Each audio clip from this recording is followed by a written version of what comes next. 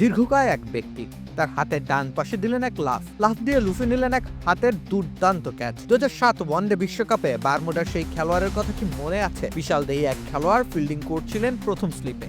Dwayne লেভারক সেই বিশ্বকাপের সব আলো যেন কেড়ে নিয়েছিলেন নিজের দিকে। এরপর সেই খেলোয়াড়ের কি হয়েছে তার কেউ খোঁজ করেনি, প্রয়োজনও পড়েনি, আসলে প্রয়োজন মনে করেনি। বারমুডা আইসিসি সহযোগী দেশগুলোর একটি। এক বিশ্বকাপ ছাড়া তাদের আর আলোর মুখ দেখার সুযোগ হয়নি। তবে দিন দিন সে সুযোগও হচ্ছে ক্ষীণ। সে এক অন্য আলাপ। আবার ফিরি ডোয়েন লেভারকের গল্পে। 2007 সালে প্রথমবারের মতো আয়োজিত হয়েছিল টি-20 বিশ্বকাপ। তবে তার আগে ক্যারিবিয়ান দ্বীপপুঞ্জে আয়োজিত হয়েছিল ওয়ানডে বিশ্বকাপ। পোর্ট অফ স্পেনে ভারতের মুখোমুখি হয়েছিল ক্রিকেট পাড়ার একেবারে শৈশব কাটানো বারমুডা। সেদিন কি অনবদ্য ব্যাটিংটাই না করেছিল ভারত। 413 রান তুলেছিল তারা স্কোরবোর্ডে। অনভিজ্ঞ বারমুডার বোলিং আক্রমণকে কোনো পাত্তাই দেয়নি ভারতের ব্যাটাররা। বীরেন্দ্র সেহবাগের মারকুটে শতকের পর যুবরাজ সিং এর পঞ্চম গিয়ারের 83, সেই সাথে সৌরভ গাঙ্গুলির ধৈর্যশীল 89। এসব মিলে বিশাল এক সংগ্রহ জড়ো করে ভারত। তবে এসব কিছু ফিকে হয়ে যায় একটি ক্যাচের কাছে। অদ্ভুত এক ক্যাচ, অপ্রত্যাশিত শারীরিক সক্ষমতার উদাহরণ। ইনিংসের দ্বিতীয় ওভারের প্রথম বল। ব্যাটিং প্রান্তে তখন রবিন উতাপ্পা, বারমুডার হয়ে বোলিংয়ে তখন মালাচি জোন্স। তবে তার আগেই নিজের অবস্থান নিয়ে আলাপ সেরে ফেলেছিলেন লেভারক। তিনি বলেন, বোলার সেই ওভারে বল করার আগেই আমি আমার উইকেট রক্ষকের সাথে আলোচনা করে নিয়েছিলাম যে আমি আমার ডান দিকে একটু সরে দাঁড়াবো। আমার কেন জানি মনে হয়েছিল কিছু একটা আসতে চলেছে। তাছাড়া রবিন উতাপ্পার থার্ড ম্যান অঞ্চল দিয়ে রান বের করার প্রবণতাও রয়েছে। তারপর সেই 22 গজের পেছনে যা হয়েছে তা তো রীতিমতো মানুষকে মুগ্ধ করেছে।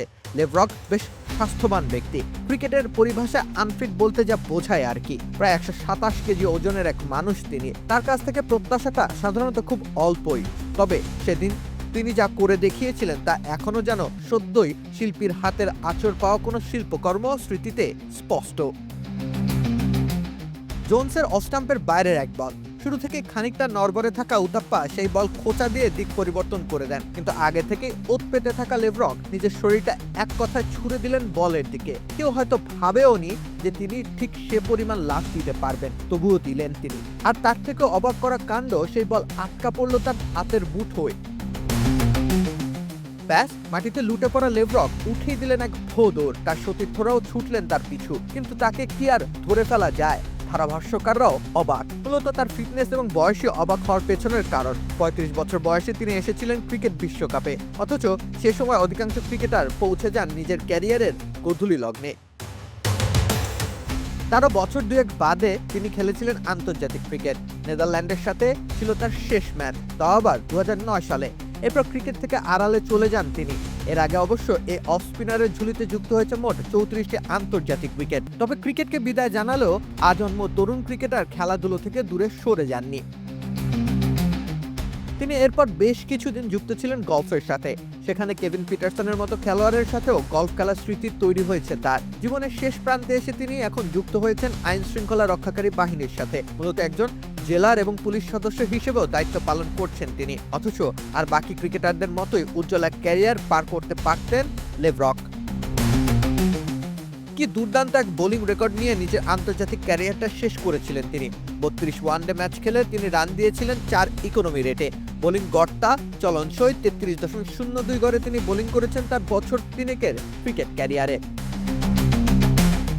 সহযোগী দেশগুলোর খেলোয়াড়রা হয়তো এমন করেই হারিয়ে যায়, তাদের খবর আর কেউ রাখে না। সেই দুই একটি বিশ্বকাপে যেন তাদের ভরসা, তবুও কত কাটাছেঁড়া।